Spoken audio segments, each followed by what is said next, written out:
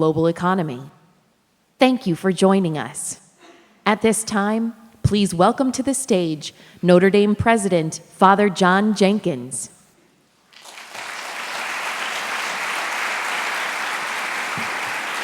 Thank you. Warmest welcome, everyone, to the signature event for the 2010-2011 Notre Dame Forum, the Global Marketplace and the Common Good. Notre Dame's forums strive to bring together the highest scholarship across the discipline with the resources of a moral and religious tradition to address the great issues of our day. Yesterday's election perhaps confirmed the old political line, "It's about the economy, stupid." We face the greatest economic challenges in this country in 75 years, and those challenges are shaped to a large extent by the dynamics of a global economy about which tonight's speaker has written eloquently.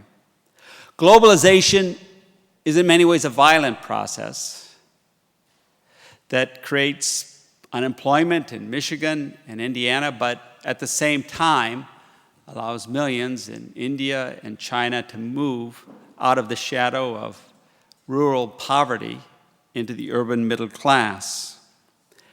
The dynamics of globalization raise important questions for us. What ends ought our economic structures to serve?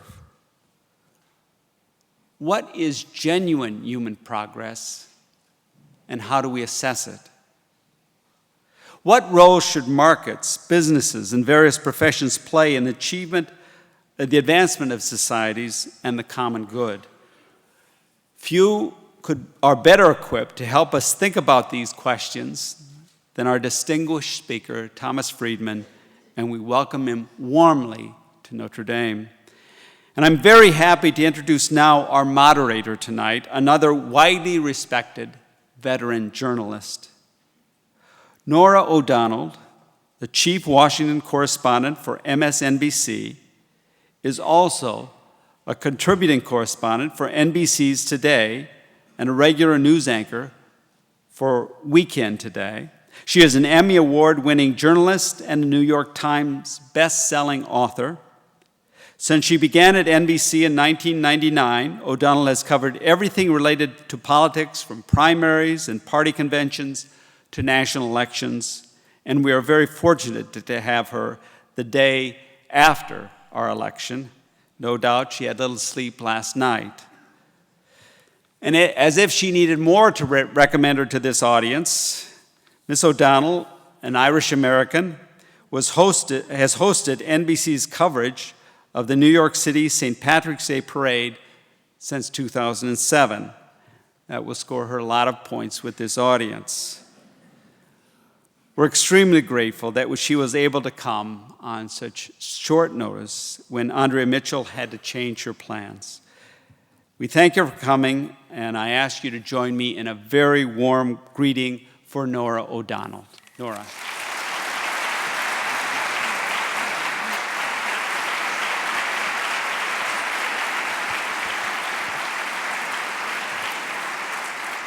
Well, thank you, Father Jenkins, for that very warm introduction. Welcome, everyone. I am thrilled to be here, delighted to be here. It is true that I'm a graduate of Georgetown University, but I can say without hesitation, this is a beautiful school. It really is, and you guys are all so fortunate to be part of this community, and congratulations to Father Jenkins on his exemplary leadership. It's true, I'm not Andrea Mitchell, but I am thrilled to be here. We had a late night last night. Wow. Andrea was up till 3:30. I was up till about 2 o'clock, and then we were both on the Today Show this morning, and then Andrea's show was right during the president's press conference today, so she sends her very best. But we're going to have an excellent discussion tonight. My job, as the Father mentioned, is to serve as moderator or enforcer, if you will, of tonight's discussion, and we're going to talk about the global marketplace and the common good. We're going to start with this presentation by Thomas Friedman. Freedman. Then we're going to have a roundtable discussion with some folks from Notre Dame here, Dean Carolyn Wu, Shanna Gast, a senior here, and Professor Gary Anderson. And then it's your turn. That's right, you get an opportunity to question Tom Friedman. So get your questions ready, and certainly I'm sure his presentation will also encourage a lot of those questions as well. So let's get started. It's now my pleasure to introduce our featured speaker tonight, Mr. Thomas Friedman. Tom Friedman is a New York Times columnist who has won the Pulitzer Prize 3 times and written 4 best-selling books. His subjects range from the need for a green revolution to Middle East conflicts and from American political dysfunction to globalized commerce. Most journalists, like myself, sort of have some mixed feelings for Tom because we're insanely jealous of him. It's true. He's got talent, he's successful, but of course we begrudgingly accept that he has been everywhere, interviewed just about everyone, and of course written about it in clear and concise language that makes us all smarter. So we are so fortunate to have him here tonight. On a personal note, I also have to tell you, too, that when I was coming here, I mentioned to someone that I work with that I was doing this event with Tom Friedman, and they said, well, you know, his wife is so wonderful. She's a first-grade teacher, reading teacher in Bethesda, Maryland, and just talked about how she's so great with all the kids. So it doesn't surprise me to hear that his wife is really, well, Tom Friedman is a star around the world. His wife is really a star in Washington, D.C. for what she does with children and teaches us all some of the most important lessons in life, our children, which is the love of learning. So without further ado, please welcome Tom Friedman.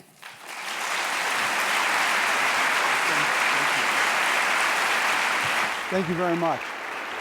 Thank you.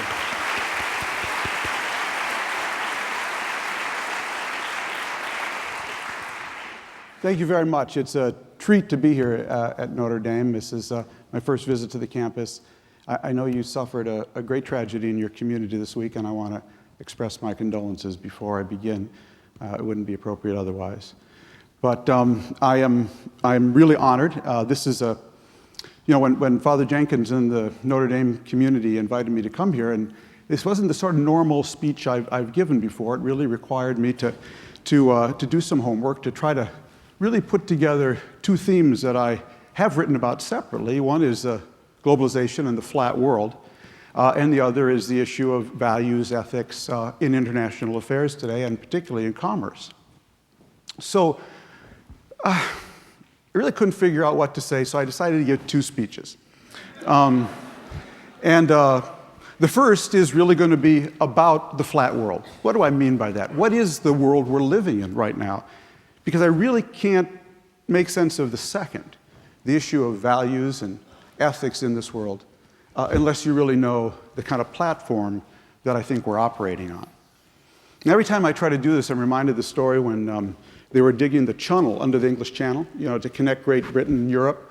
And they put it out to bid. They got bids of €3 billion from one contracting company, €3.1 billion from another. Got a bid for €100,000 to dig the channel from the firm of Goldberg and Cohen in the East End of London. And for fiduciary reasons, they had to check it out. Sent a team out there, knocked on the door. Goldberg answered. Cohen was on the road. They said to Mr. Goldberg, how can you possibly dig a channel under the English Channel for €100,000? He said, what's the problem? Goldberg will start with a shovel on one side. Cohen will start with a shovel on the other. And we'll dig until we meet. Well, what if you don't meet? So you'll have 2 tunnels. So I hope these lectures will meet. Otherwise, you'll have 2 lectures. Okay. So first, let me talk a little bit about the flat world and what exactly I mean by that. Now, the first thing I have to explain is, I made this discovery completely by accident. The world is flat. I wish I could tell you it was all in my head and it just kind of came out. It was a complete accident. I became the Times Foreign Affairs columnist in January 1995. And between January 1995 and September 11, 2001, my column really focused on globalization. That was really my interest. After 9/11, I spent 3 years totally focused on trying to understand the roots of 9/11, and I started doing documentaries for the Discovery Channel. We did one on the roots of 9/11, we did one on the wall Israel had built in the West Bank, and in February of 2004, we were sitting around with our Discovery team trying to think up what to do our next documentary on. And at the time, the issue of why does everybody hate America was a hot issue, so I said, let's do that. Let's do a documentary on why everybody hates America. How should we do it? Well, I had this, and this is how it all started. I had this crazy idea that what we should do is go to call centers all over the world and interview foreigners, young people, who spend their days imitating Americans on what they thought of America. And I thought it'd make a very interesting kind of double mirror, you know, John by day, Juan by night, you know, and we were literally budgeting that documentary out when John Kerry came out with his blast against Benedict Arnold's CEOs who engage in outsourcing. And suddenly this issue of outsourcing just exploded onto the world stage. So I said to Discovery, wait, time out. Why don't we just go to Bangalore, India, the capital of outsourcing, and let's do a documentary called The Other Side of Outsourcing and try to explain this to every American. So that's what we did, set off February 1st, 2004, to Bangalore, India, the capital of outsourcing. Well, we shot about 60 hours of film over a course of 10, 11 days. And across those 10, 11 days, I got progressively sicker and sicker. And it was not the food. It was somewhere between the Indian entrepreneur who really said, you know, Mr. Friedman, I could read your x-rays from here in Bangalore. And the Indian entrepreneur who wanted to write my new software from Bangalore. And the Indian entrepreneur who wanted to trace my lost luggage on Delta Airlines from Bangalore. That I realized that while I had been sleeping, while I had been off covering the 9/11 wars, something really big had happened in that globalization story, and I had completely missed it. And I kept asking all of them, explain to me, what is the platform that's enabling all of this? So our last interview was with a dear friend of mine, Nandan Nilekani, who is the CEO then of Infosys, kind of the Microsoft of India, really India's premier technology company. He'd been away during the film. He came back the last day, and he was our last interview. We came to his office. He and I sat on the couch outside his office while the crew set their cameras up inside. I had my laptop on my lap. And at one point, Nandan said to me, you know, Tom, the global economic playing field is being leveled. The global economic playing field is being leveled, and you Americans are not ready. Oh, I wrote that down on my little laptop. The global economic playing field is being leveled, and you Americans are not ready. Well, after the interview, my mind was exploding at that point. I got back in my Jeep, had about an hour ride to my hotel, and I just kept rolling over in my head what Nandan had said. The global economic playing field is being leveled. Then I thought, you know, what he's really saying is the global economic playing field is being flattened. And then in the crazy chemical way these things just happen, it burst into my head that what Nandan Nilekani, India's premier engineer entrepreneur, was telling me was that the world is flat. And I wrote that down in my notebook. The world is flat. I got back to my hotel. I ran up to my room. I called my wife, who Nora blessedly referred to, back in Bethesda, Maryland, and I said, honey, I am going to write a book called The World is Flat. She now says she thought that was a brilliant idea. That's not exactly how I recall the conversation, but I did come home and say to my bosses at the New York Times, ladies and gentlemen, I need to go on leave immediately because my software, the framework through which I look at the world, is out of date. I'm a basic engineer, and it's a Java world. If you don't give me a leave immediately, I am going to write something really stupid in the New York Times. It's a great way to get a leave, I have to tell you. So they let me go in June. I turned the book in December. Don't try this trick at home, kids. And blew up my forearms along the way. But in a burst, it all came out. Now, what's the core thesis of this book? Because it's very relevant to our discussion of ethics and morals tonight. The core thesis is that there have been three great eras of globalization. First, I call globalization 1.0. It shrunk the world from a size large to a size medium. It lasted from 1492 till the early 1800s, the beginning of global arbitrage. That era of globalization was built around countries. You went global through your country. Spain exploring the New World, Britain, India, France, Portugal, Africa, and East Asia. The agent of globalization was the nation state. Globalization 2.0 lasted from the early 1800s till the year 2000. It shrunk the world from size medium to size small. That era of globalization was built around companies, companies searching for markets and for labor. You went global through your company. The company was the dynamic agent of globalization. Well, while I was sleeping, maybe while you were sleeping, we entered globalization 3.0 from 2000 to the present. It's shrinking the world from size from size small to size tiny, and flattening the global economic playing field at the same time.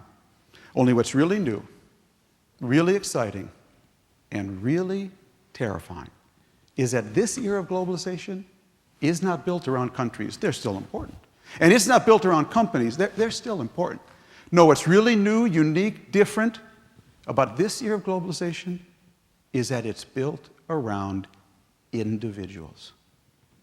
For the first time in history, individuals can now compete, connect, and collaborate globally as individuals. That's what's new. How did we get here? Well, I go through 10 flatteners in the book. I'm not going to talk about that tonight. I'll just talk about the three key ones. The first was the PC. What the PC did, the personal computer, was allow for the first time in the history of the world for individuals to author their own content in digital form. Now that sounds like a bunch of gobbledygook, but let me disaggregate it for you because it's really important. What the PC allowed, individuals have been authoring their own content ever since cavemen and cavewomen etched on cave walls. But with the PC, suddenly individuals could author their own content, words, photo, data, spreadsheet, video, in digital form, in the form of bits and bytes. And once your content was in digital form, it could be manipulated in so many more ways and sent so many more places. That was the first flattener. It was quickly followed by the second flattener. That's a date. I think the most important date in modern history.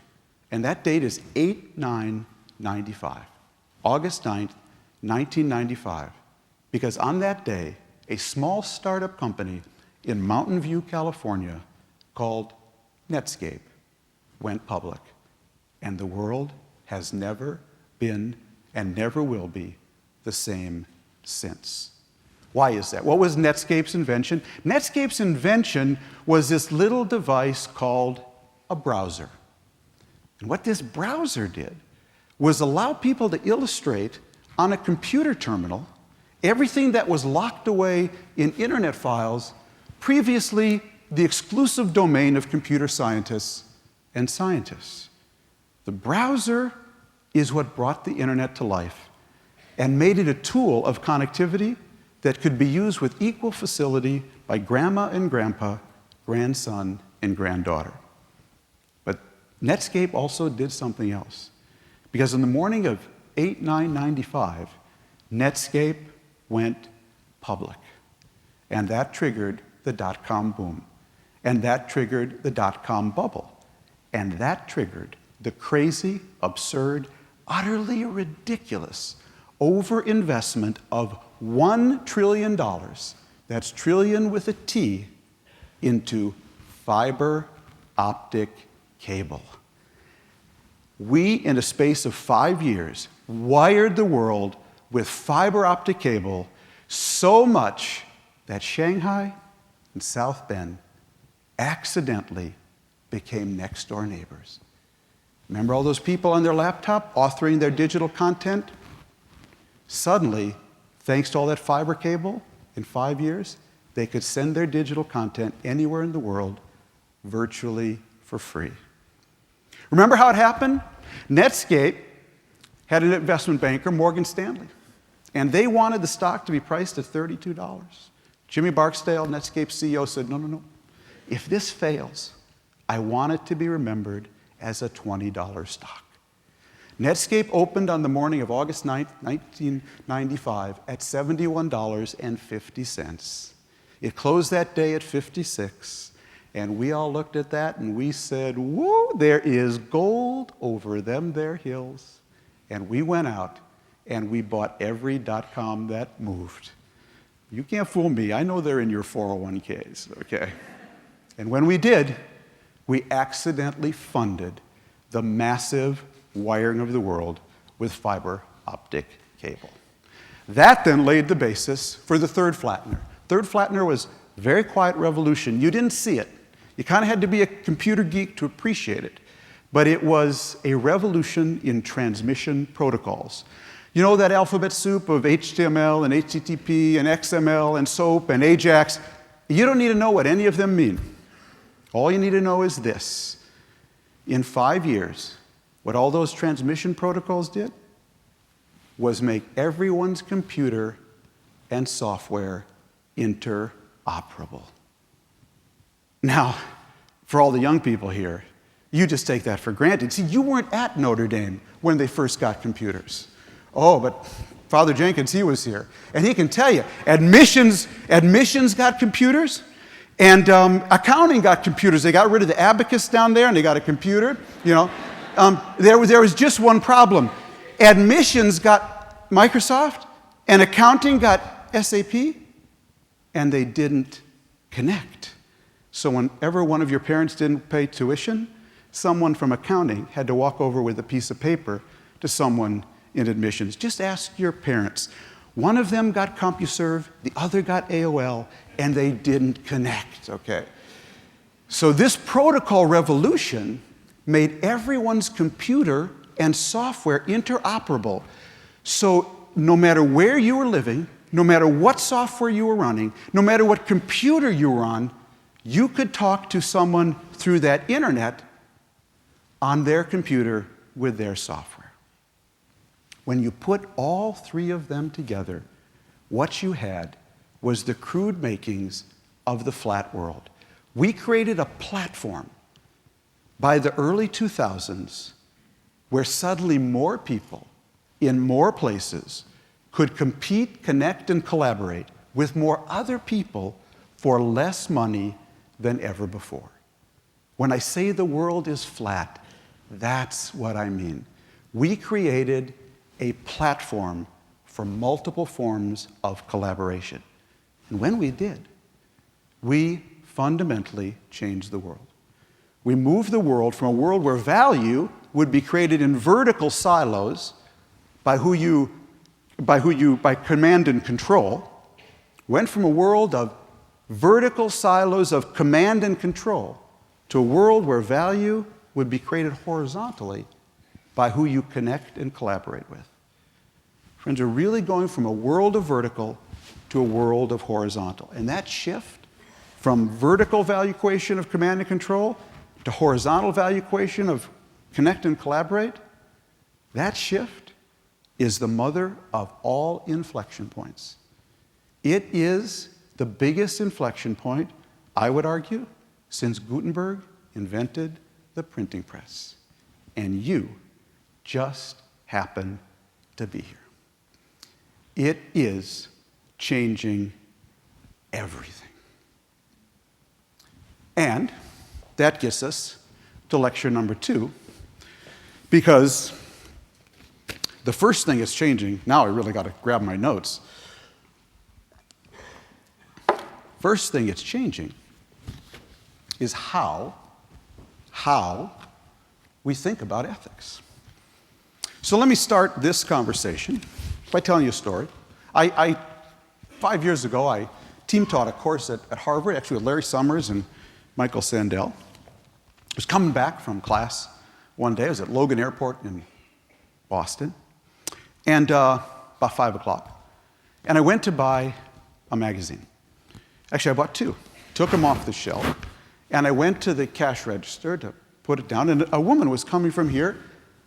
Honestly, I thought I got there first. I put my magazines down, and she said, "Excuse me, I was here first." And she looked at me I know who you are. Today, if that happened, I'd say, ma'am, can I buy your lunch? Can I shine your shoes? Just don't blog about me. Put me up on YouTube or Twitter about this incident. I swear, I thought I got there first. Okay? What's that about? What that's about is when the world got flat, what it meant was that anyone who had a blog post was a journalist, was a newspaper. Anyone who had a cell phone camera was a paparazzi. And anyone who had a flip camera and access to YouTube was a filmmaker. Well, when everyone is a paparazzi, a journalist, and a filmmaker, everybody else is a public figure. Welcome to my world. Okay. Everyone else is a public figure. And when that happens, ethics suddenly go nuclear. Why is that? Well, I recommend a book to you from one of my teachers, Dov Seidman. And Dov wrote a book, it's kind of based on the World is Flat platform, that's simply called How. And his argument is that when the world is this flat, and so many people can look into your life, into your business, into your school, into your performance, into your teaching, and then go out on their blog or YouTube and tell the whole world about it without an editor, without a filter, and without a libel lawyer. How you live your life suddenly takes on a whole new importance. We are in the age of behavior. That's what the flat world does. If I'm a company now, 20 years ago, I had a little PR problem. I hired Hill and Knowlton. Take care of it for me. Today, Hill and Knowlton is hiding in a corner from every blogger with a cell phone and a blog post. You can't have somebody clean up the problem for you. And you, me, our kids, we're now leaving digital footprints everywhere we go. In the old days, you could move to another town. Now your reputation on Google precedes you, and it's there forever. So remember what Mark Twain said, always tell the truth, then you'll never have to remember what you said. Okay? Because you can't run or hide anymore. Privacy is over. And therefore, how you live your life, how you conduct your class, how you conduct your business, how you say you're sorry or don't say you're sorry, matters more now than ever. So kids, be good. Because you're on candid camera. So the first thing is, we got to get our house right. Now, as I look back on the events of 2007, 2008, a lot of people just think about it as a financial crisis. I don't. I think we've just been through a massive how crisis. I think the story of the last 3 years was a massive American breakdown in how we did our business and how we interacted with Mother Nature. Yeah, you see, when historians look back at this period we've just been through, they're not going to say this was just a financial crisis. No, they were going to say this is a moment when both the market and Mother Nature, through the climate system, hit a wall. They're going to say this was the moment when the market and Mother Nature said, this is your warning heart attack. You are growing in an unsustainable way. Turn back now. How were we growing? Very simple. In simple terms, we were building more and more houses and more stores to sell more and more stuff, to be made in more and more Chinese factories, powered by more and more coal that would earn China more and more dollars so it could buy more and more T-bills, to recirculate them back to America so we could build more and more stores and sell more and more stuff, to be made in more and more Chinese factories, powered by more and more coal so China could earn more and more dollars, to buy more and more T-bills, to recirculate them back to America so we could build more and more. I can do this all night. I'm not going to. But that is the loop we were in. In 2007, 2008, that was the year that the market and Mother Nature said, that loop, you keep up with that loop, and you're going to crash. This is an environmental crisis and a financial crisis. And that, friends, is why it was not an accident that Citibank, the ice banks of Antarctica, and the ice banks of Iceland all melted at the same time. That's why it's not an accident that Bear Stearns and the polar bear both faced extinction at the same time. Because they both got their hows wrong. How so? Well, basically, we were doing the same faulty, unethical accounting in the market and Mother Nature. In the market, we're allowing people to massively underprice risk, to privatize the gains, and to socialize the losses. So we allowed people who sold subprime mortgages and credit default swaps to massively underprice the risk involved in those. We allowed the investment banks and brokers who did that to privatize the gains, and those of us who got cheap mortgages. And then when they all blew up, we socialized all the losses on the backs of every American taxpayer. We've been doing the exact same accounting in nature. We've been massively underpricing the risk of emitting carbon molecules. We are allowing the people who do that, from cheap coal and cheap gas, to privatize the gains, all of us, and we are socializing the losses in the form of carbon molecules in the atmosphere that we're charging on our children's Visa cards that they will pay for in the future in the form of disruptive climate change. In both the market and Mother Nature, we've been practicing the same dishonest accounting.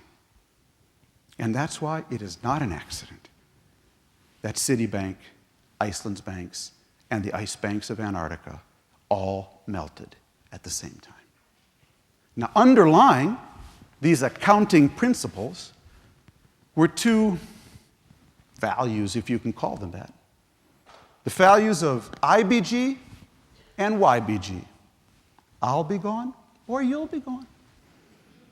I sell you a subprime mortgage even though you make $15,000 and you're buying an $800,000 home, no problem, I'll be gone. I bundle your mortgage with 1,000 others into a bond that I sell in Dusseldorf. No problem, I'll be gone. Oh, when they told you got the mortgage, it was nothing down and nothing to pay for 2 years, and now the 2 years are over and you can't pay for it. No problem, just walk away. You'll be gone. Those were the principles. Those were the ethics we were living by. IBG and YBG. And underlying them is the real ethical crisis. We were moving from sustainable values to situational values. You see, I would argue the greatest generation in this country built us a world of incredible abundance and freedom because on more days and more ways, they lived by sustainable values. Values that sustain relationships between a banker and his client, between a shopkeeper and his customer, between two neighbors over the fence. Values of honesty, integrity, transparency, decency, and long-term thinking. Somewhere along the way, my generation, we did a lot of good things, civil rights movement, women's rights movement, Vietnam War, but at the end of the day, we turned out to be the grasshopper generation. We ate through all that abundance like hungry locusts. Now we and our kids, we need to be the regeneration. And the way we become the regeneration is by bringing back sustainable values not situational values. Situational values say, I just do whatever the situation allows. If the situation allows me to sell someone who makes $15,000 a year an $800,000 home for nothing down and nothing to pay for 2 years, and the only thing I ask of them is, can they fog up a knife? No problem. I do it. Sustainable values would tell me I shouldn't. If situationally I can plow up 1,000 acres of the Amazon and plant soybeans there to sell to China, if situationally I can do that, I'll do it. Sustainable values would tell me I never should.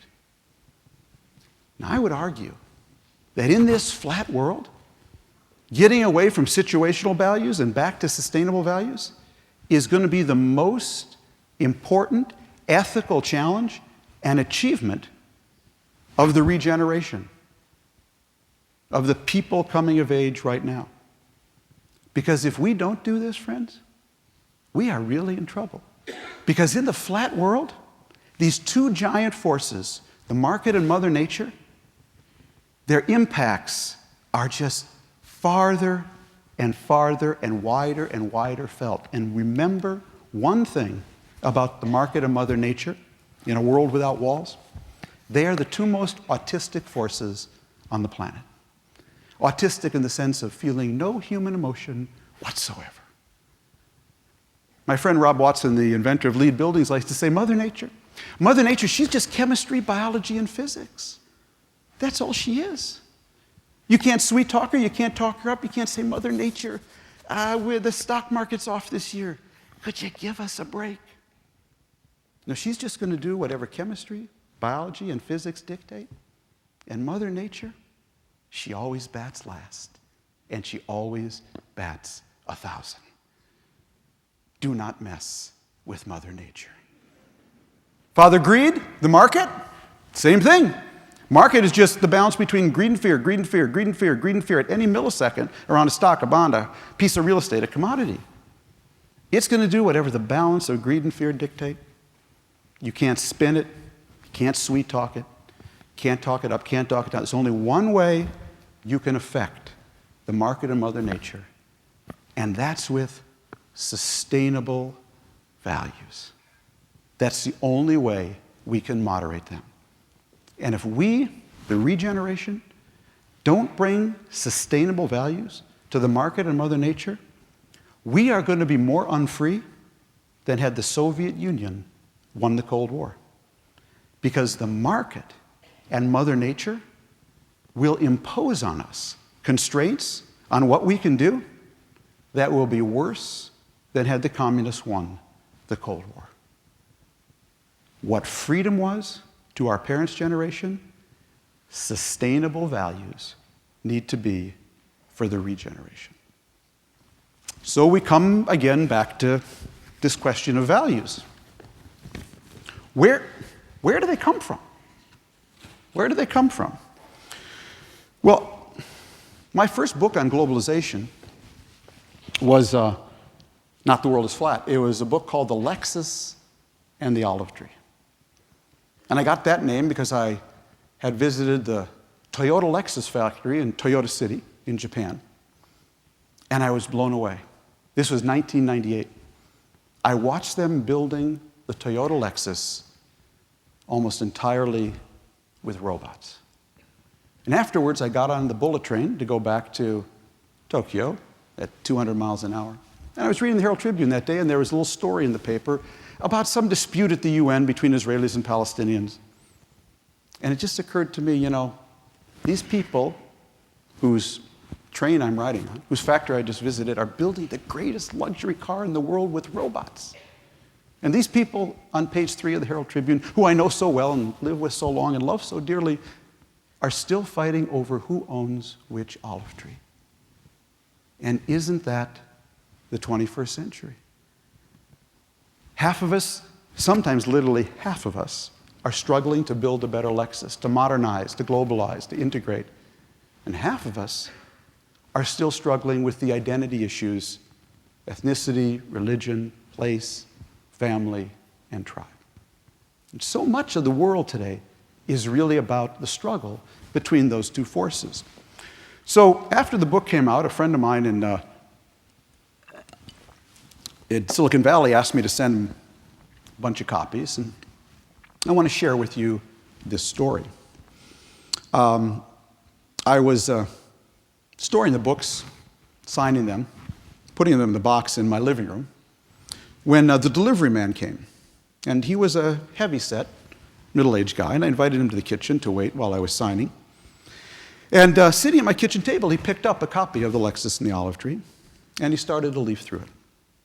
After a few minutes, he put the book down and said to me, "So, the Lexus, that represents technology and computers, right?" I said, "That's right, you got it." "And the Olive Tree," he said, "that represents community and family and things like that, right?" I said, you got it. You got it. "So tell me something," he said. "Where does God fit into all of this? I've been in the presence of our Lord Jesus Christ. Where does he fit in?" I had to laugh only because I'd been asked that question so many times while speaking to groups about that book. Indeed, some of the most oft asked questions I got are some variation of, "Is God in cyberspace? Is God in cyberspace? Is God in the cloud?" So I started thinking about that. And I actually consulted my teachers, my rabbis. The question is, if God is in cyberspace or not, I finally concluded, it really depends on your view of God. If you think God makes his presence felt through divine intervention, through the hand of God at work in the world, then you'd have to believe that God is not present in cyberspace. Because it's hard to look at cyberspace and say that it's being shaped by the hand of God, given the fact that the most popular websites are pornography, gambling, and pop music. Now, my own view of God, and this is how I wrestled with this question, it grows out of my own Jewish faith, is different. I share the post-biblical view of God, that in the biblical view of God, he's always intervening. He is responsible for our actions. He punishes the bad and rewards the good. The post-biblical view of God is that we make God present by our own actions and our own choices and our own decisions. In the post-biblical view of God in the Jewish tradition, God is always hidden, whether in cyberspace or in the neighborhood mall. And to have God in the room with you, whether it's a real room or a chat room, you have to bring him there yourself by your own behavior, by the moral or immoral mouse clicks you make. My teacher, Rabbi Tzvi Marks, pointed out to me that there is a verse in Isaiah that says, "You are my witness, I am the Lord." According to Rabbi Marks, second century rabbinic commentators interpreted that verse to be saying, "If you are my witness, I am the Lord, and if you are not my witness, I am not the Lord." In other words, explained Rabbi Marks, unless we bear witness to God's presence by our own good deeds, he is not present. Unless we behave as though he were running things, he isn't running things. In the post-biblical world, we understand that from the first day of the world, God trusted man to make choices when he entrusted Adam to make the right decision about which fruit to eat in the Garden of Eden. We are responsible for making God's presence manifest by what we do. And the reason that this issue is most acute in a flat world, in cyberspace, is because no one else is in charge there. There is no place in today's world where you encounter the freedom to choose that God gave man more than in cyberspace. So what I should have told that delivery man was that God is not in cyberspace, but he wants to be there. But only we can bring him there by how we act there. God celebrates a universe of such human freedom because he knows that the only way he is truly manifest in the world is not if he intervenes, but if we all choose sanctity and morality in an environment like cyberspace where we're actually free to choose anything. As Rabbi Marx put it to me, in the post-biblical Jewish view of the world, you cannot be moral unless you are totally free, because if you are not free, you are not really empowered. If you are not empowered, the choices you make are not entirely your own. What God says about cyberspace is that you're really free there, and I hope you make the right choices, because if you do, I will be present. So that's where I think the values conversation starts. Now, one of the things that parents, often ask me is, how do I prepare my kid for this world?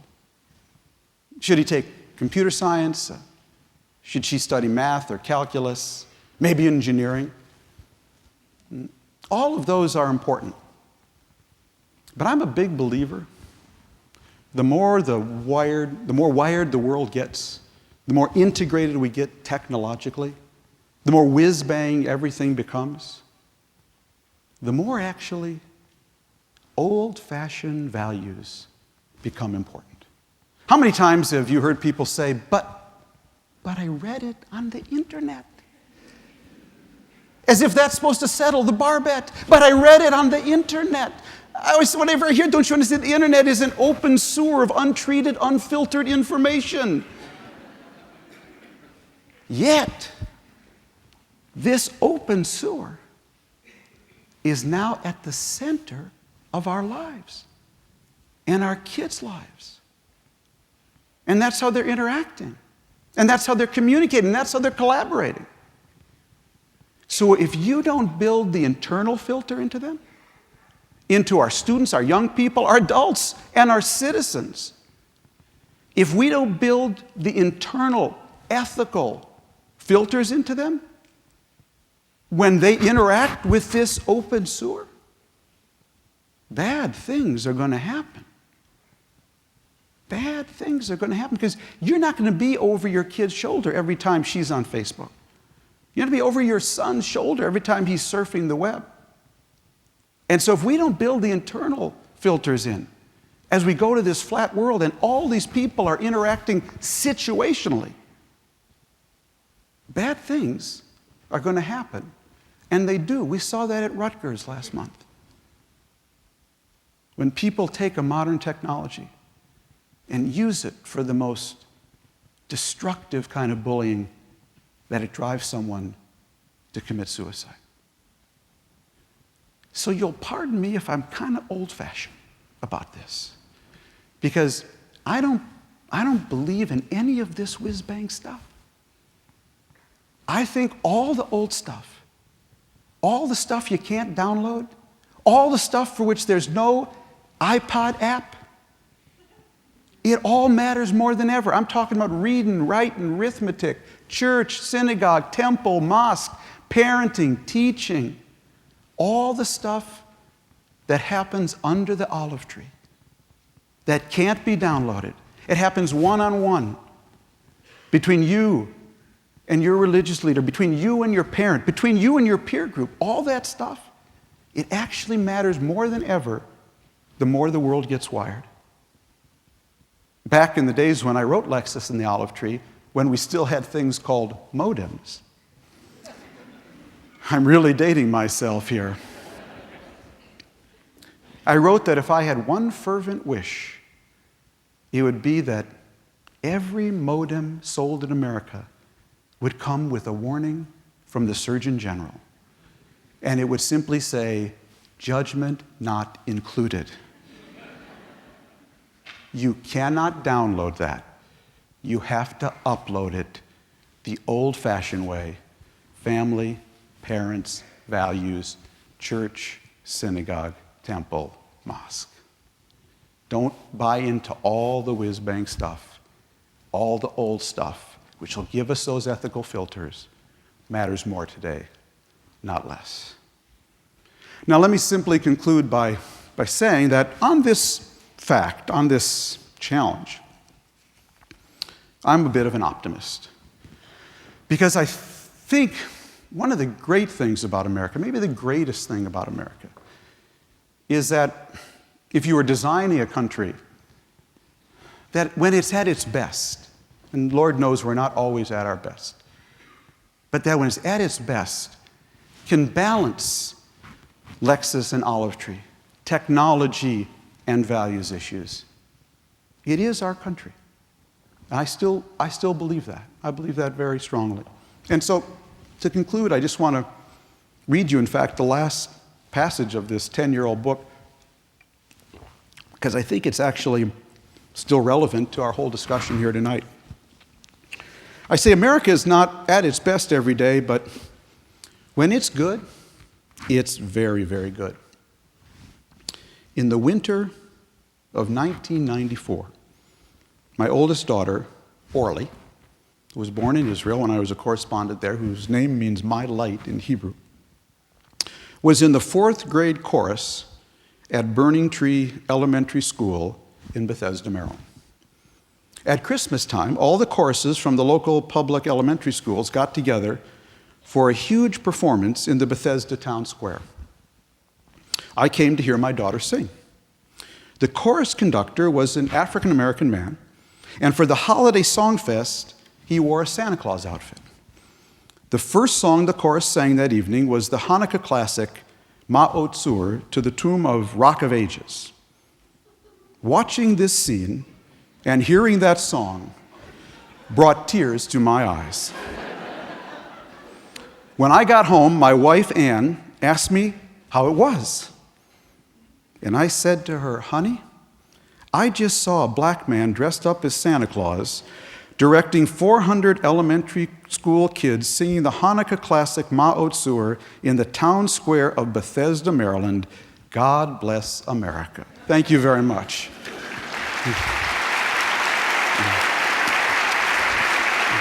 Thank you. Thank you. Thank you. Thank you. It's a great story to end with, and thank you, Tom. And it reminds me of something the late Tim Russert used to always say, it's a great country. And now we're going to begin the roundtable discussion part of this evening, and then after that we will open up to questions from the audience. So without further ado, let me introduce the members of our panel discussion. First, Dean Carolyn Wu. Since becoming dean in 1997, Wu has led the Mendoza College of Business to the top ranking for undergraduate programs in Bloomberg Business Week, as well as other high rankings for graduate programs and for teaching ethics. Her research focuses on strategy, entrepreneurship, and organizational systems, and she practices what she preaches by serving on the boards of several corporations and nonprofits. Please welcome Dean Wu.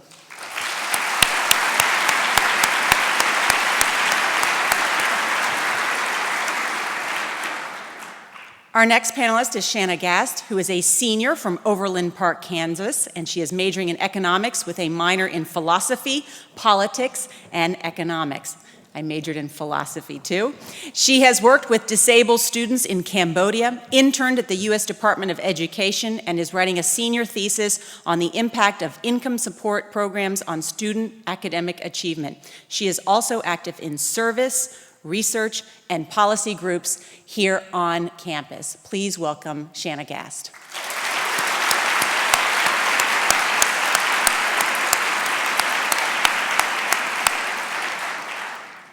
Next is Professor Gary Anderson, whose interests concern the religion and literature of the Old Testament, with special interest in the reception of the Bible in early Judaism and Christianity. His most recent book is Sin, A History, and he is spending this year as a, I know, we all know something about that, don't we? Sin, A History. And he's spending this year as a senior fellow at the Tivka Center for Jewish Law and Civilization at New York University, working on a book about charity for the poor. Please welcome Professor Anderson.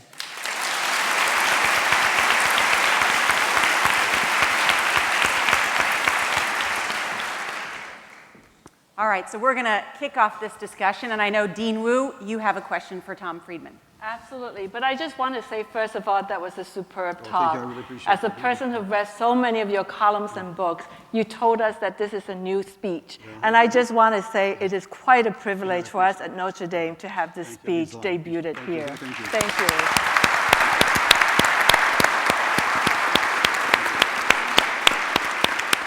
Tom, I want to go back to the sustainable value question.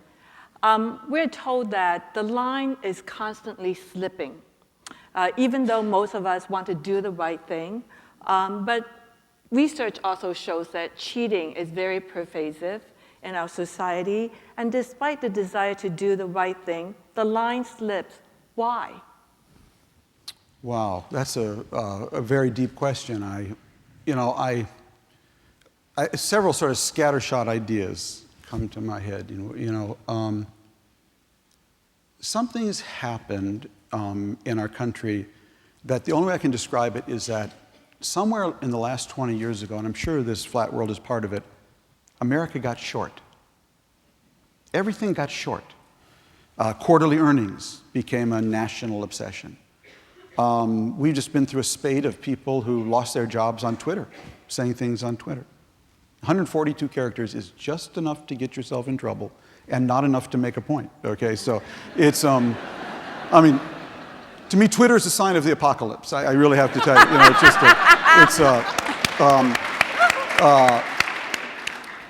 and so what's happened is just everything is short. Expectations are short. The dot-com boom, we wanted to get rich short, rich quick. There's a whole set of technologies and economic events that have conspired to just shorten everything. And when everything gets shortened, people look for shortcuts, And I think they look for shortcuts in business, and then they look for shortcuts in academia. And my motto, certainly to my kids and growing up, was always that the longest way is actually the shortest way, And because ultimately, when you build a solid foundation, you really got a base on which to perform and I think to excel.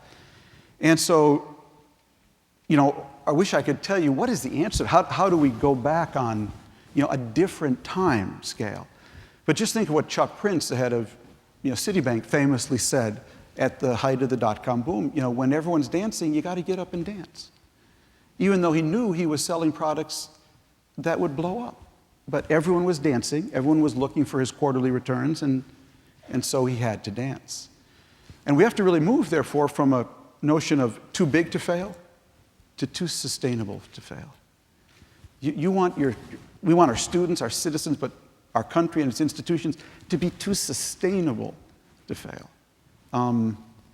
Not too big to fail. Because if all you got is big, that's not a solid foundation. So I wish I could give you a better answer, but that's what comes to mind. Thank you.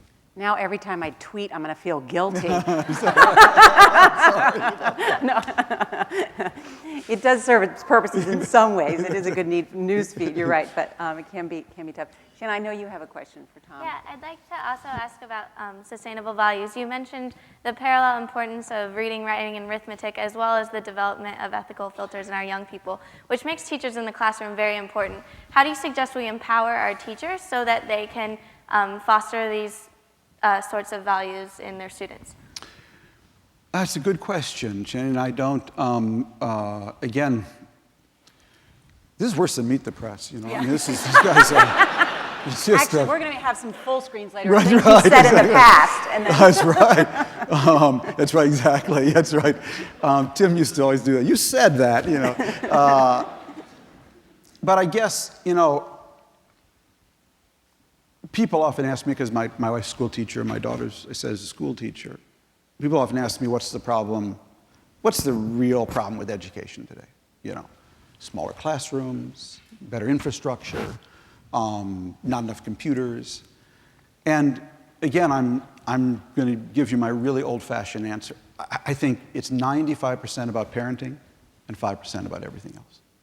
I see through my wife and my daughter. I mean, kids who are fortunate enough, to have parents who were ready to raise kids, read to their kid when they were an infant, have books around the house, throw away the idiot Game Boy, turn off the TV, sit over them while they do their homework. Those kids come to school ready to learn and able to learn, you know.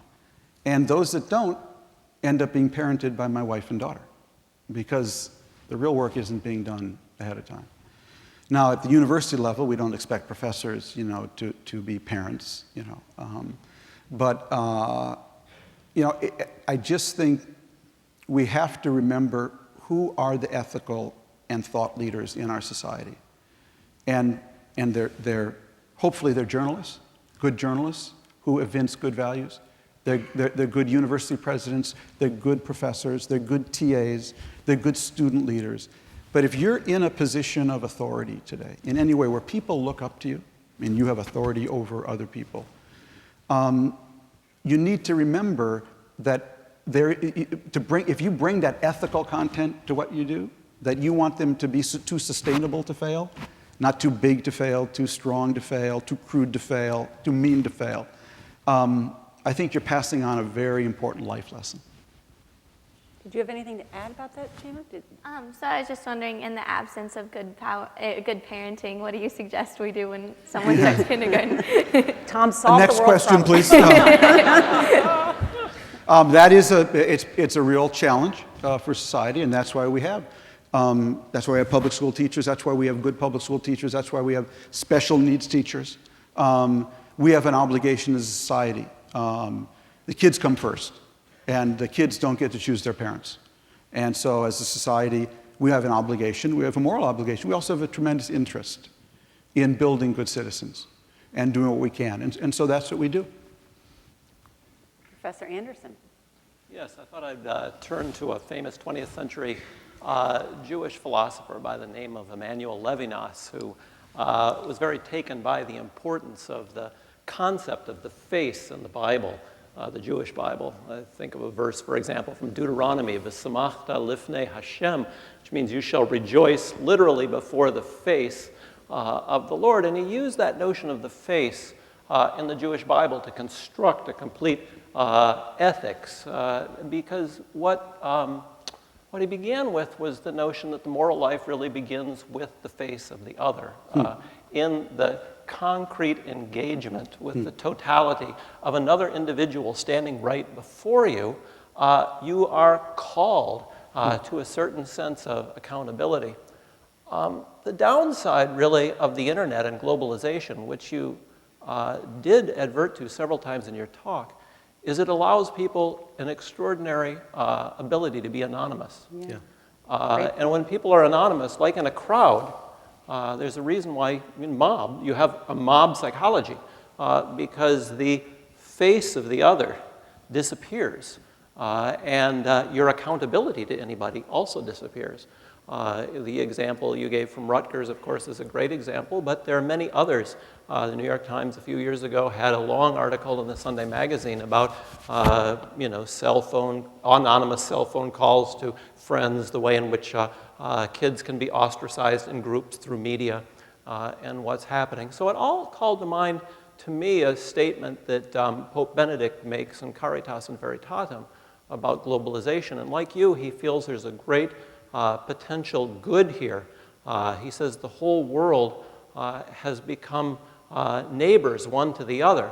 But he also adds that being a neighbor is not the same thing as being a brother or a sister to someone else. So I guess my question to you is, how in this world of increased globalization and the anonymity of the internet, that's the other side of Netscape, of course, the reason why we have viruses. The great connectivity, of course, allows extraordinary perniciousness at the same time. Of course, Al-Qaeda can also be connected in a way in which Bangalore can be to Chicago. So what's going to guarantee, I'll ask with Pope Benedict, that we become or remain brothers and sisters in the next century rather than simply anonymous neighbors? It's a really important question. I've been thinking about it a lot. So it triggers several thoughts again. First is that one thing I've always said is that this flat world platform is completely neutral. It can be used by Al-Qaeda, it can be used by IBM, you know. And so it's all about what values you bring to it. And what I've always told people is if you think globalization is all good or all bad, you don't get it. It goes both ways, and it depends how you tilt the system and how you lever it. I'm really going to date myself. Now, I've never looked at Facebook because the notion that I have 3,000 friends is absurd to me. You know what I mean? And I have, you know, I know what my friends are. I know what shared values I have with them and how we've built our relationships. And I count myself lucky to have, like, you know, maybe 20 really, really good friends, okay, and who I communicate with, not just with email, but try to build real relationships with. And so one of the things, this is slightly off your point, but it's related, is that I really see this a lot, again, around the environmental community and activism, okay?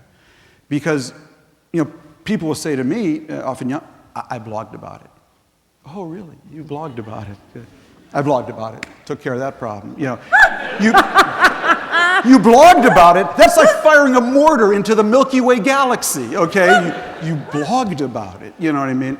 And I think, did Martin Luther King blog from Birmingham jail? You know what I mean? From Edmund Pettus Bridge? I mean, these guys weren't just, they got people together. We got civil rights in this country. We got women's rights because 1 million people went into the streets or sat down at lunch counters. You know, Rosa Parks didn't blog about the bus system, okay? She got on the bus and took whatever seat she wanted. And I really think one of the cancers out there is this faux sense of activism. Because I always tell young people around the environmental movement, I say, you know, kids, I got to tell you, ExxonMobil, they don't have a Facebook page. They're just in your face, okay? Peabody Coal, they don't have a chat room. They're in the cloakroom of the US Congress, where the bags of money get exchanged for votes. So if you want to be an activist, get out of Facebook and into somebody's face. Because your world may be digital, but politics, Nora will attest to this, is still analog. Okay? It's still really analog. And so I've lately, you said something here, which I'm, you know, if you're in public, Nora's in public, I'm a public figure now, it's scary out there. It's scary out there because, as you said, the dishonorable accuser has enormous power. Mm-hmm. The dishonorable accuser in a flat world, by the time, you know, they set that rumor about you going, it's around the world twice before somebody's even emailed you about it. Do you see what they're saying about you? And, you know, people sometimes said to me, would you like to go into government? I say, I would. I say, really? I say, yeah, I would. I'd like to have a very high position. Really? On one condition. What's that? I get to keep my column at the New York Times, okay? I'm not going anywhere without my 6-shooters. I feel really sorry for anyone in public life who does not have their own column to define themselves twice a week in the New York Times, okay? I really pity you, you know, because it's really scary out there. And President Obama, I think, has really wrestled with that in a very frustrating way. You're a socialist. He says he's a Christian, you know. He's had to deal with all the dishonorable accusers. And he's had to do it at a presidential way. And I'm sure there are nights he goes home and he goes into the closet and he just screams with anger about stuff that is written about him. And it really worries me because anyone with half a brain and any ounce of talent, why would they want to put themselves out there? You know? And so this really is a concern of mine. When the public space gets that scary, how do we attract good people to that public space? Tom, is there an optimistic way, though, to look at the technology in that, yes, an anonymous person can make something that you wouldn't do face-to-face to your brother, your sister, your Right. friend, or even or, you know, to your neighbor. but that there can be also a power in the internet to combat that one Absolutely. lone and Yeah. angry voice, and there can be a rising up and a quickly discrediting. It may still exist out there, and if you Google your name, Right. it may still be on there, but there can be a mass. No question. It goes both ways. Yeah. And dishonesty gets exposed quicker and called out by more people, and it gets circulated quicker. And it just really kind of depends where you are on that receiving or giving end. But I don't want to suggest it's all bad at all, just the opposite. I get wonderful ideas from bloggers, reading Iraqi bloggers or, Afghan bloggers or whatever. Thank God for them. There's enormous richness out there in the public space if you have the right filters, And so it goes both ways. We have time for some additional questions before we get ready to allow all of you to have a turn. So let me go to Dean Wu. Yeah, Tom, I want to change the title a bit to a few words. You said you're an optimist. Post-election, hopefulness. Can you string those in some ways for me? Oh. What's in this stuff here?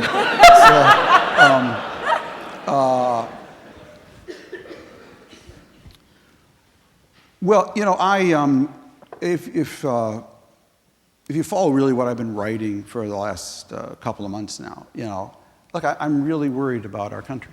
So I was in Tianjin, China, 2 months ago. I was at the World Economic Forum in Tianjin. And I hadn't been to Tianjin for about 5 years. I was there 5 years ago. I spoke at a Clean Car Conference. It was kind of a dirty, polluted Chinese version of Detroit. And was that bad? Did I say something wrong? The old Detroit, the old Detroit. Yikes! Someone is tweeting this right, exactly. Detroit is blogging right That's now. right, exactly. I won't be invited there. Anyways, as I was saying, I was in Tianjin, and I was at the World Economic Forum meeting this summer at Tianjin, and you get there by bullet train from Beijing, leave from super modern Beijing train station, solar panels on the roof, I think, and 29 minutes on the bullet train, 100 kilometers. And you get there to the Tianjin Beijing Convention Center. This building is so big and beautifully appointed that if it were in Washington, D.C., it would be a tourist site. Buses would stop there, tourists would get out, take pictures of it.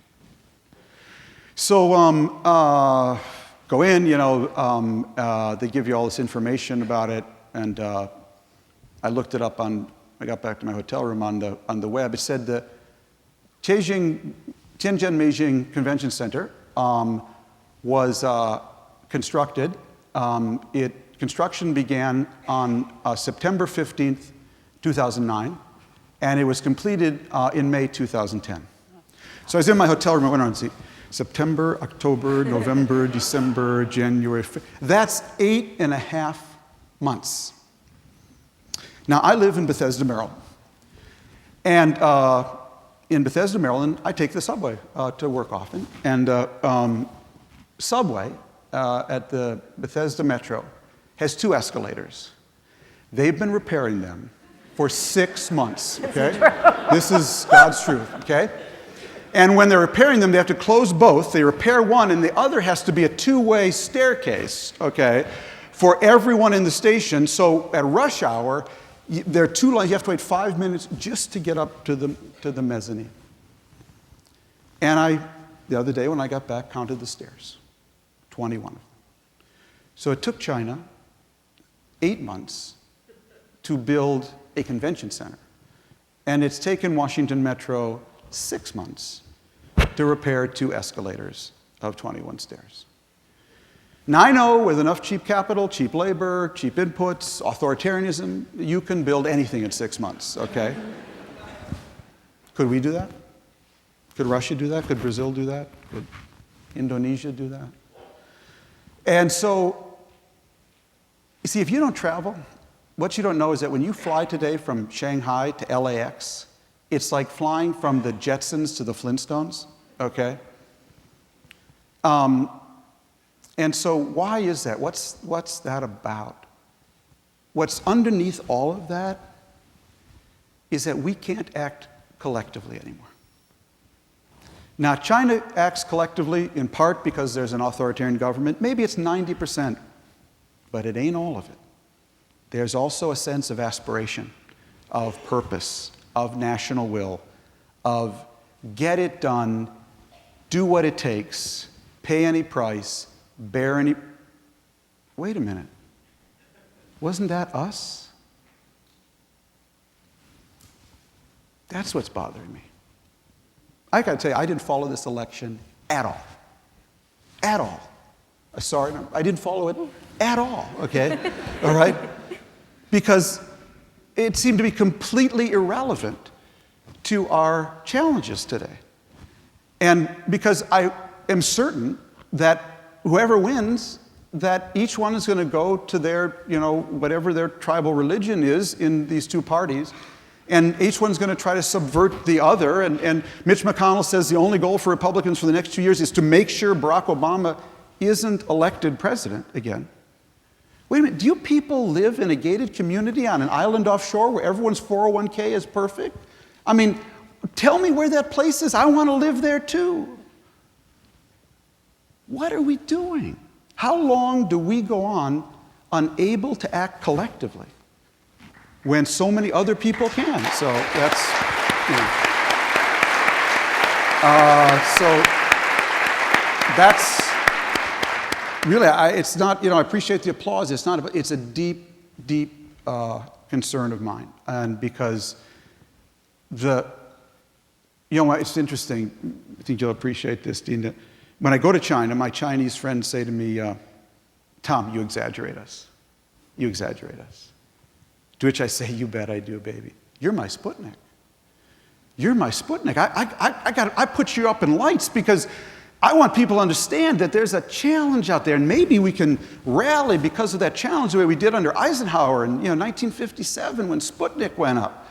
You're my Sputnik, and the problem is too many of my fellow Americans, they think you're a shooting star. You're not a shooting star. But what really worries me is you exaggerate us. You think we're still Churchill's America? Remember what Churchill said about us? The Americans, they'll invariably do the right thing after they exhaust all the other alternatives. I'm not sure we will do the right thing anymore, that we can't do the right thing. But what I am sure of is this: we don't have time anymore to exhaust all the alternatives. And we're going to open it up for questions. So if you want to come to the microphones now, I will call on you to ask Tom our question. And talking about we don't have time anymore, we're going to have 2.5 billion more people by 2050. On top of it all. Who you have said, yes. I'll let you say it, who want to be. Like us? Yeah. Okay. Oh, thanks. Okay. Thanks so much for your question. I really appreciate it. To our panelists, thank you very much. Let's please give them a round of applause.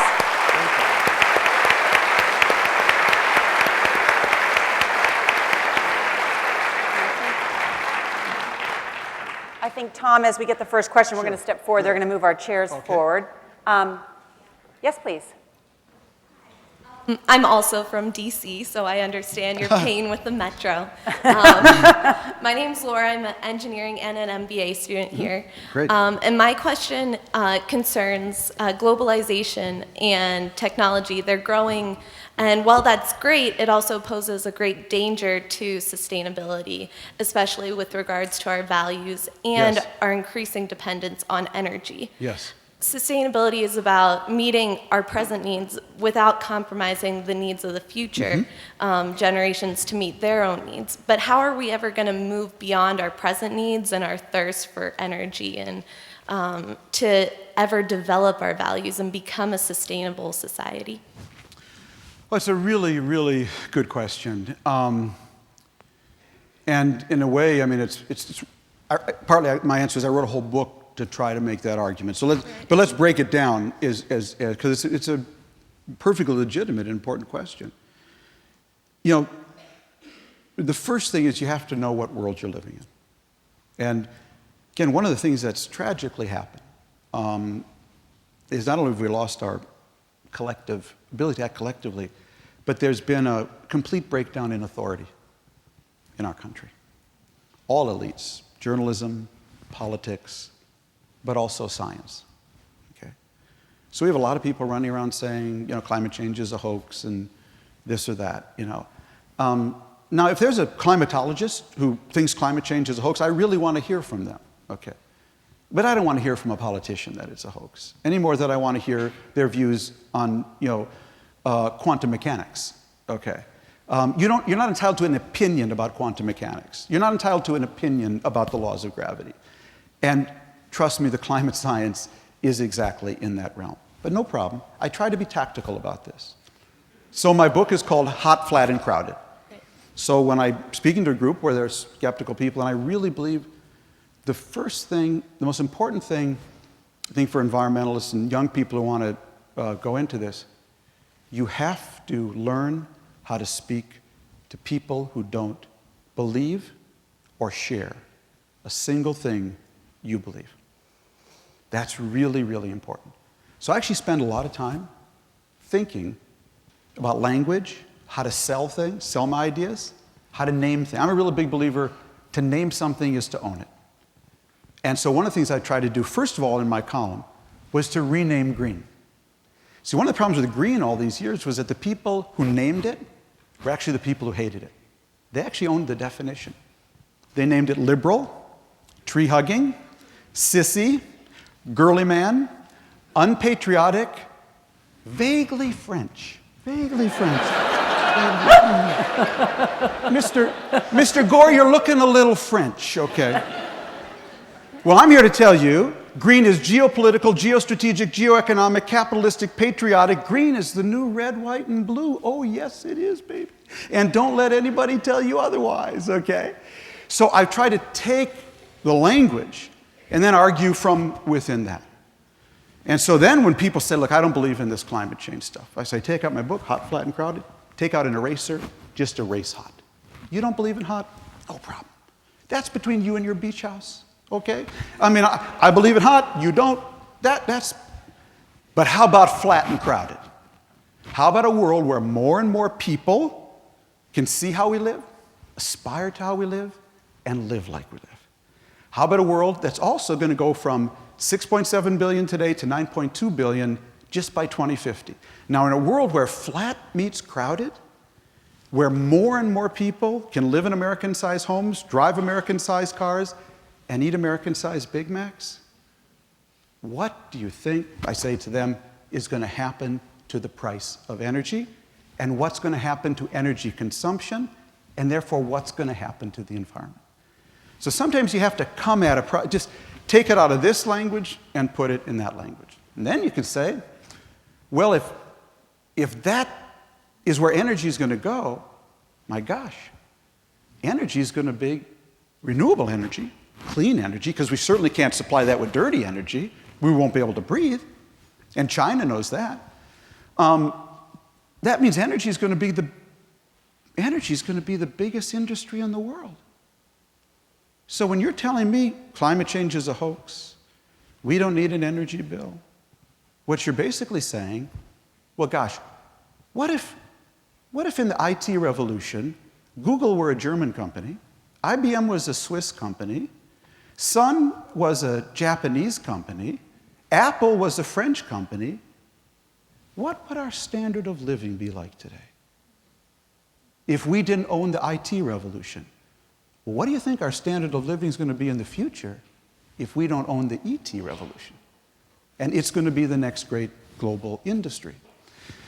So what I'm trying to say is you've got to find arguments, a way around people to get them to move, because otherwise all you can hope for is the perfect storm. And the perfect storm is a storm big enough to finally end this debate but not end the world. And I don't want to wait around for that storm, okay? But it's so important to keep doing what you're doing, because I think this is going to change. I really do. I think this is a generational thing. You go on college campuses today, and every other student I meet is either concerned about this or wants to go into this field, blessedly so. And any political party that thinks it has a future, basing its politics on something that is not believed or shared by 90% of the young people in America today, that's not a political party that's going to have a big future over time. So this will change. But I just hope the problem waits for us while it does. Thank you. Thank you. Great question. Sir? Yikes.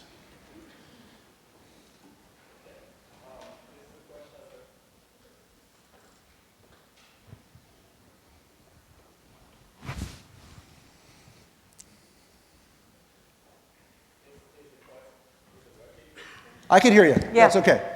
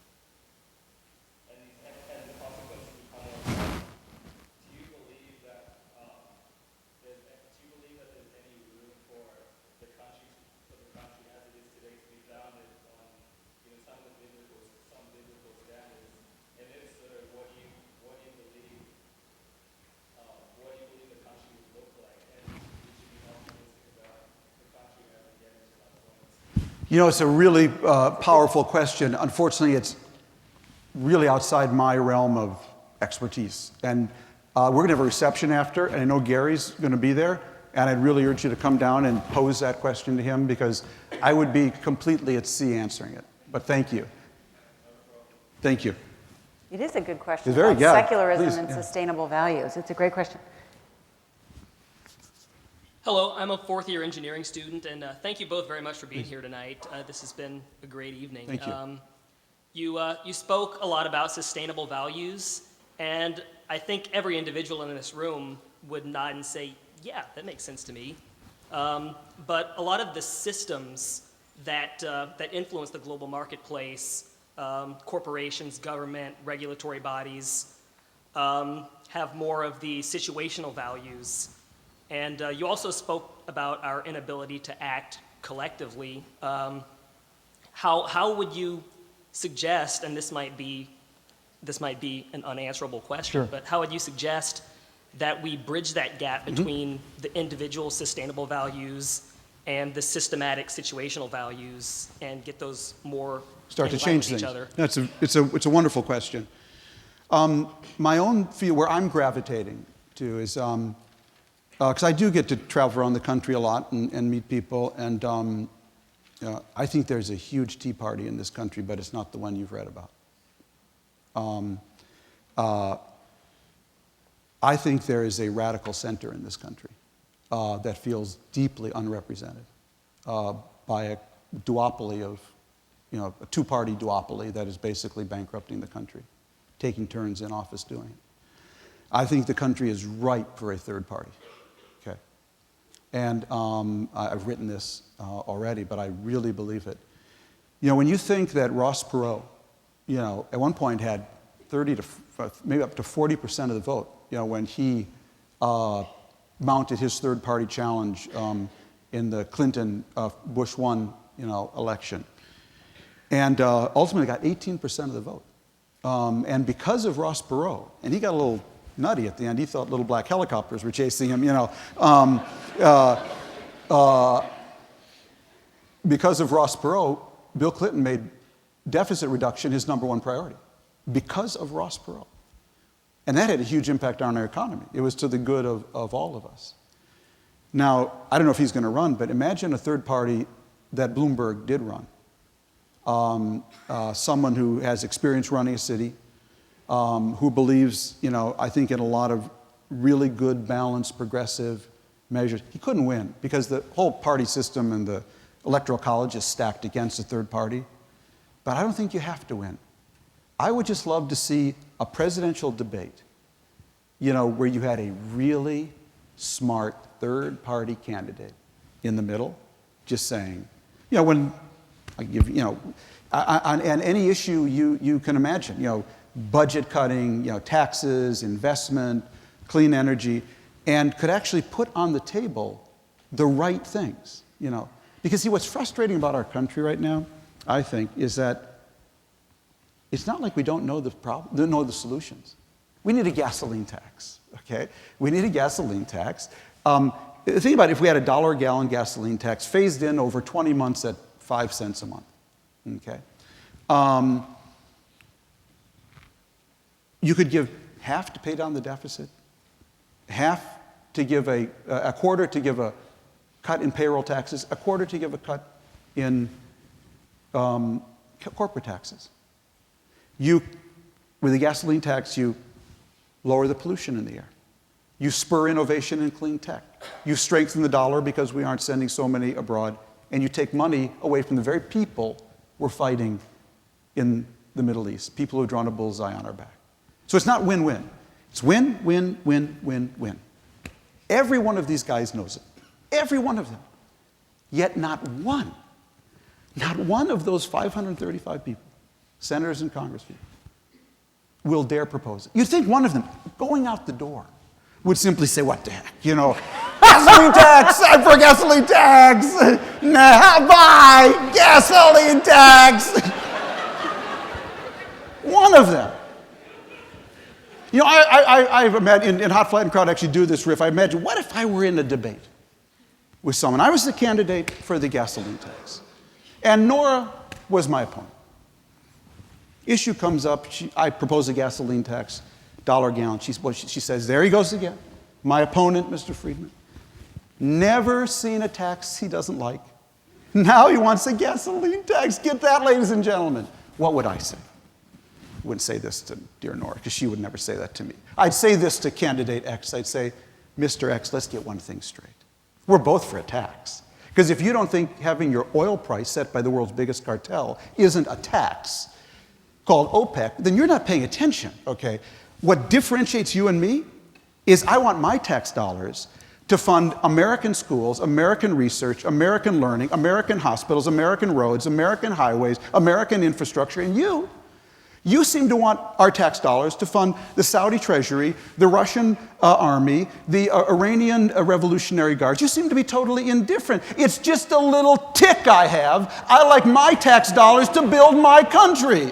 So, if you can't win that debate, you don't belong in politics,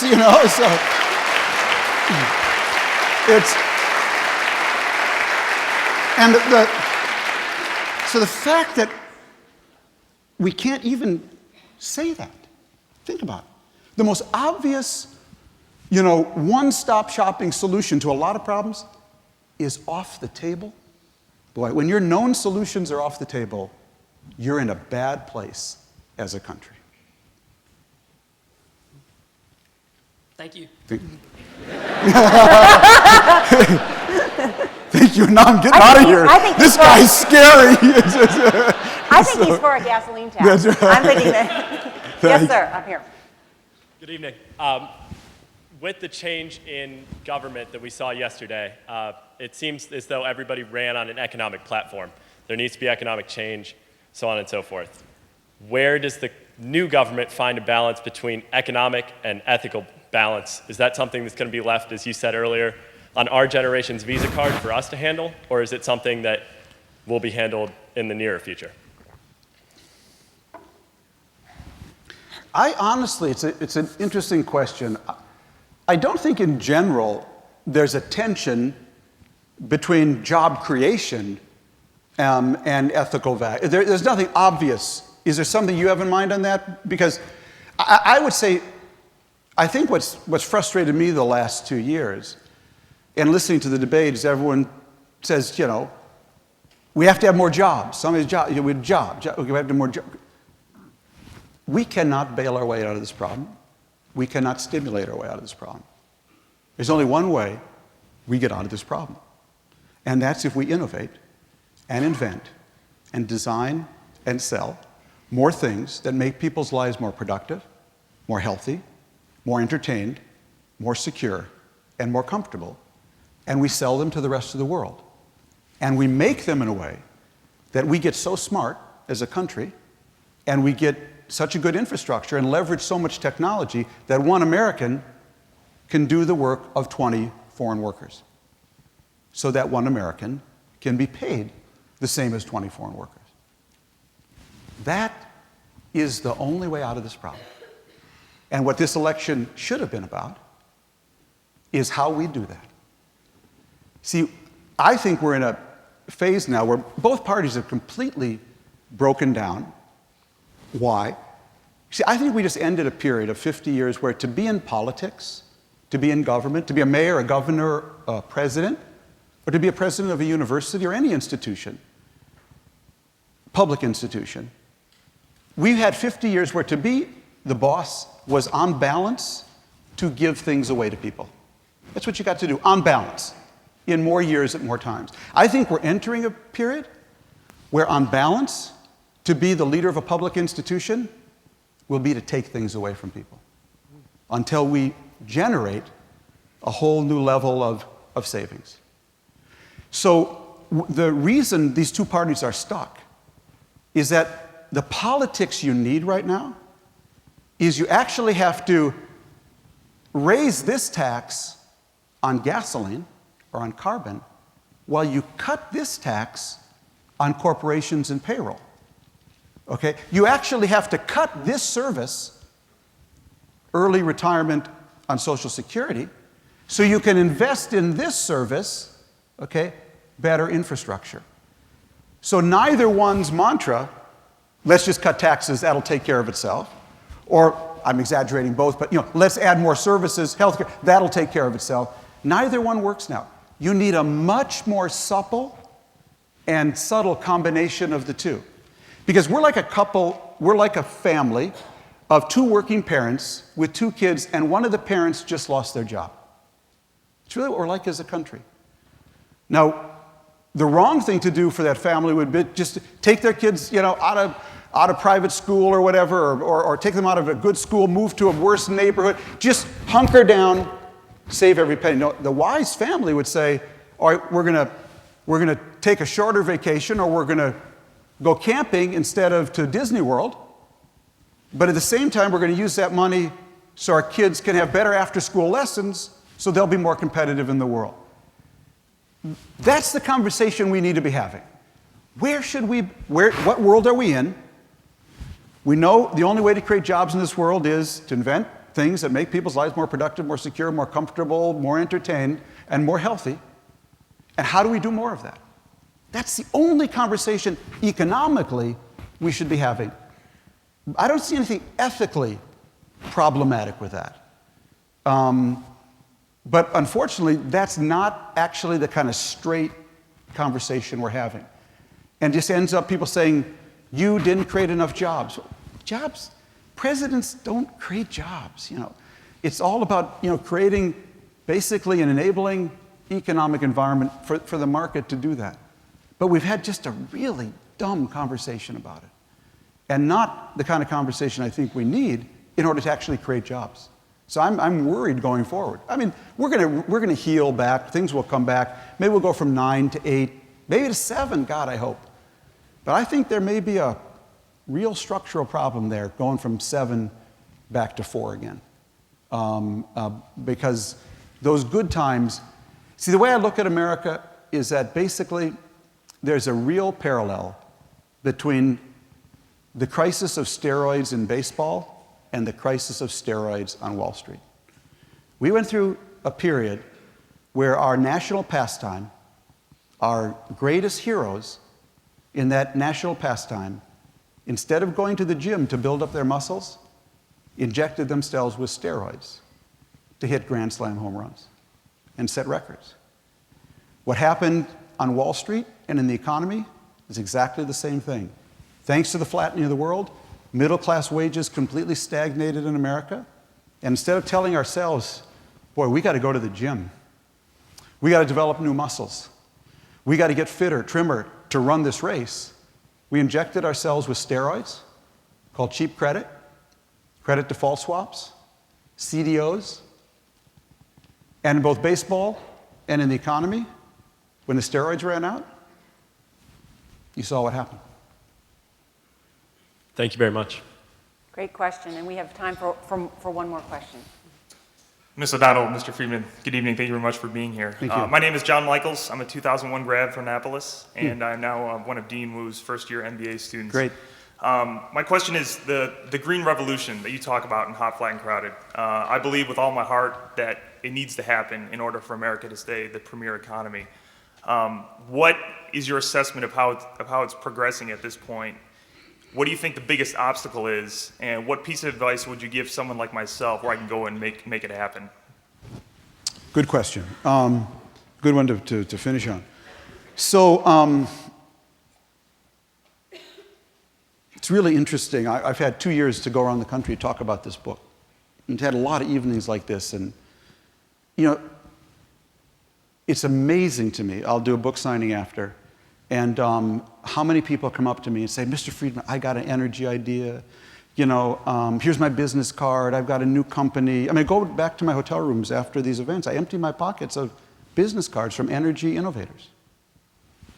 Rock stars get room keys. I get business cards. But they're very exciting in their own way, okay? They are very exciting, okay? Because what they tell me is that our country is actually still alive with people like yourself and so many of the students here.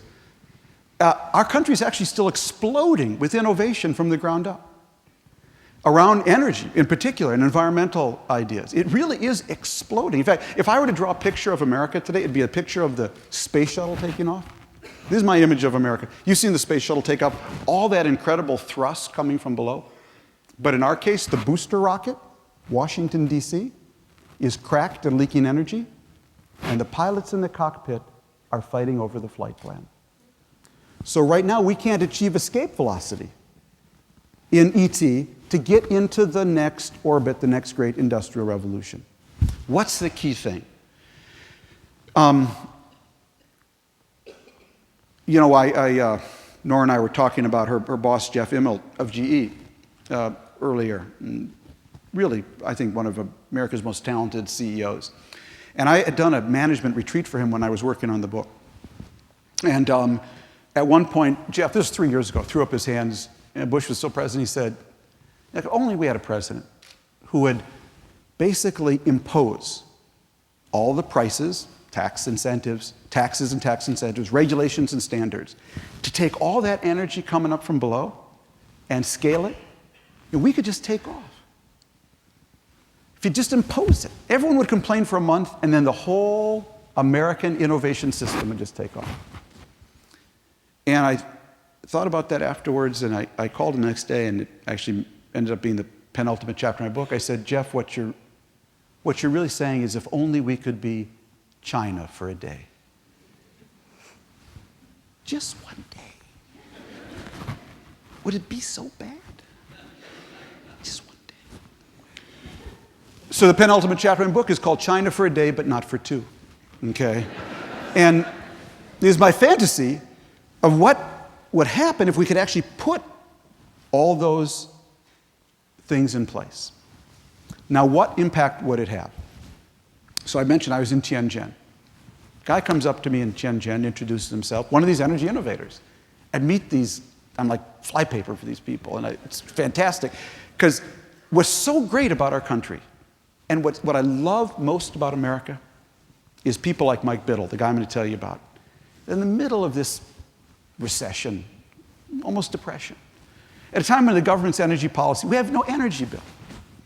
What is so great about America, and why I'm ultimately an optimist, there's always somebody who doesn't get the word.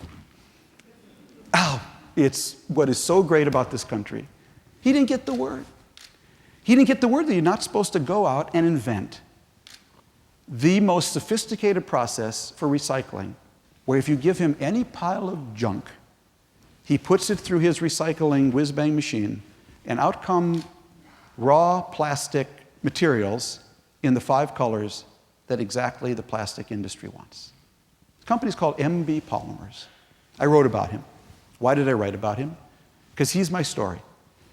MB Polymers was named last month by The Economist magazine as the world's best innovative company in energy and environment.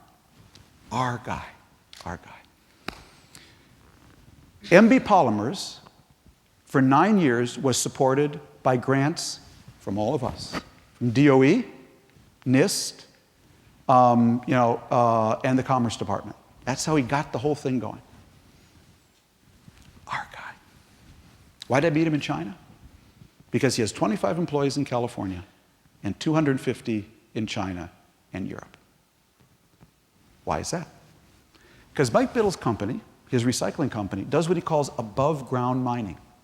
That's how he looks at it.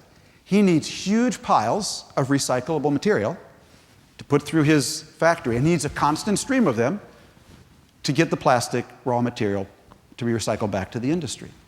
So China is about to, in the next 5-year plan, and Europe already has, passed a law that says any product that has a battery or an electric cord attached to it has to be recycled at the cost of the manufacturer. That is the law of the land in the EU.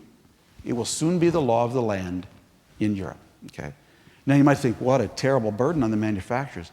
No, because when you have the recyclers out there, you get middlemen who come up and can't wait to collect this stuff because they sell it to the recyclers. So a whole industry comes up. So Mike Biddle's company, our guy, Economist magazine, #1 energy innovator of the year. No business in America. All his business is scaling in China and Europe. Because why? We haven't put in the rules, standards, regulations that would allow his business to take off.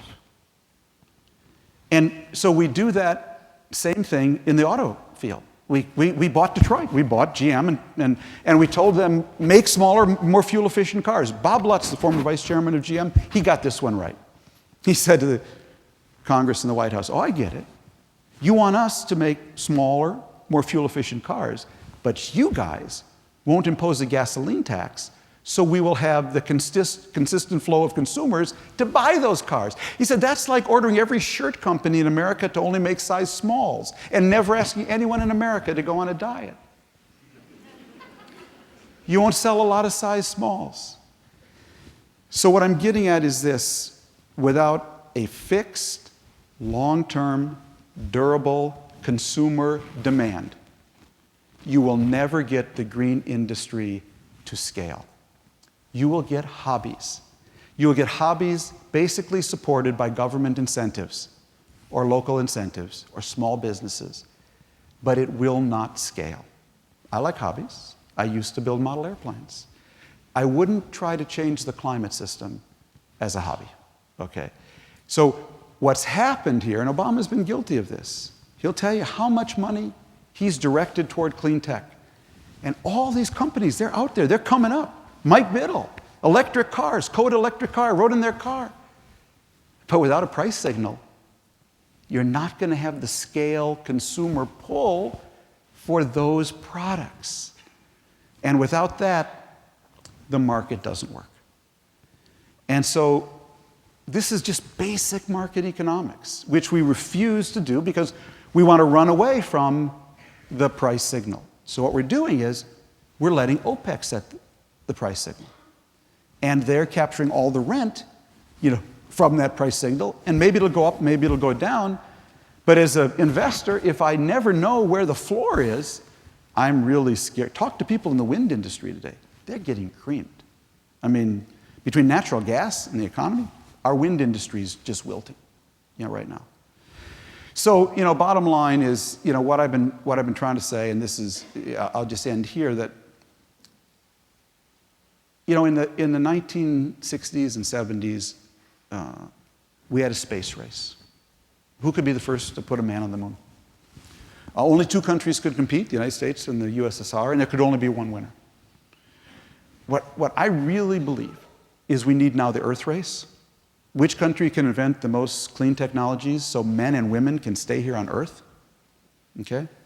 That's what we need now, the Earth race. I want America racing Europe, Europe racing China, China racing Japan, Japan racing Brazil, because I think that way we'd really get there, that innovation so much faster. But I really believe this, and this is not a jingoistic statement. Unless we trigger that race, we America, unless we lead it, it's not going to happen at speed, scope, and scale. You know, we still are the straw that stirs the drink. For how much longer, I don't know. But I tell you this, you give me a green America, I'll give you a green world. You don't give me a green America, I'm not sure what's going to happen. You know, China will do this and Brazil will do that, but give me a green America and we will change the world. With that, ladies and gentlemen, a round of applause for Tom Friedman. Thank you. Thank you. Thank you.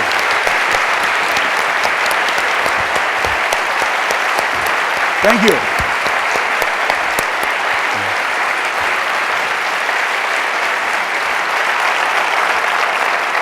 Thank you. Thanks also to our panelists, Dean Carolyn Wu, Shauna Gast, and Professor Gary Anderson. Great job.